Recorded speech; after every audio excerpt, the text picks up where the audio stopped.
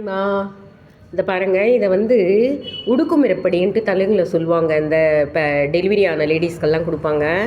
அதே மாதிரி நம்மளுக்கு கால் வலி, உடம்பு வலி, வாயு தொல்லை அந்த மாதிரி எல்லாம் இருந்ததுன்னா, அதே மாதிரி ஃபீவர் வந்து வாய் கசப்பாக இருந்ததுன்னா, இதை வந்து சுடு சாப்பாட்டில் நெய்யை போட்டுன்னு இல்லை எண்ணெய் போட்டுன்னு இந்த பவுடரை போட்டுன்னு சாப்பிட்டோம்னா சூப்பராக இருக்கும். எப்படி பூண்டு பொடி பண்ணுறதுன்னு பாருங்கள். பூண்டு எவ்வளோ உரித்து விற்கிறோமோ அதே மாதிரி அதுக்கு வந்து கொப்பரை வைக்கணும்.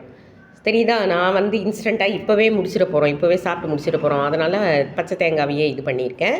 அதுக்கு 2 மடங்கு பூண்டு எவ்வளோ இருக்கோ அதுக்கு 2 மடங்கு தேங்காய். அதுக்கப்புறம் அதில் சால்ட்டு போட்டுருங்க.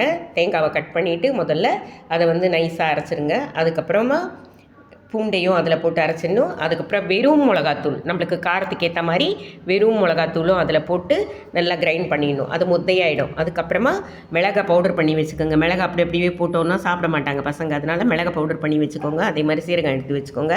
எண்ணெய் வச்சு கடுகு, உளுத்தம்பருப்பு, கருவேப்பிலை போட்டு பெருங்காயத்தூள் போட்டு தாளிச்சிட்டு, மஞ்சத்தூள் போட்டு தாளிச்சிட்டு, அப்புறமா இந்த சீரகம், இந்த மிளகுத்தூள் எல்லாத்தையும் போட்டு தாளிச்சிட்டு, அதுக்கப்புறமா நம்ம இந்த மொத்தையை போட்டு அதில் பொடியாக ஆற வரைக்கும் வறுக்கணும். ஓகேவா?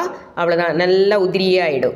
அதை சாப்பாட்டில் போட்டுன்னு சாப்பிட்டோன்னா செம்ம டேஸ்ட்டாக இருக்கும். அதுக்கு எதுவுமே தொட்டுக்க வேண்டிய அவசியம் இல்லை. ஆனால் நல்லா நாக்குக்கு வந்து அந்த ஃபீவருக்கு வந்த அந்த கசப்பு தன்மை போயிடும். அதே மாதிரி பாடியில் வந்து கால் வலி, அந்த மாதிரி வாயு தொல்லை அந்த மாதிரி எல்லாம் இருந்தால் நல்லா சூப்பராக டைஜஷன் ஆகிடும். ஓகே, பூண்டு பொடி கற்றுக்குங்க. லைக் பண்ணுங்கள், ஷேர் பண்ணுங்கள். தேங்க்யூ.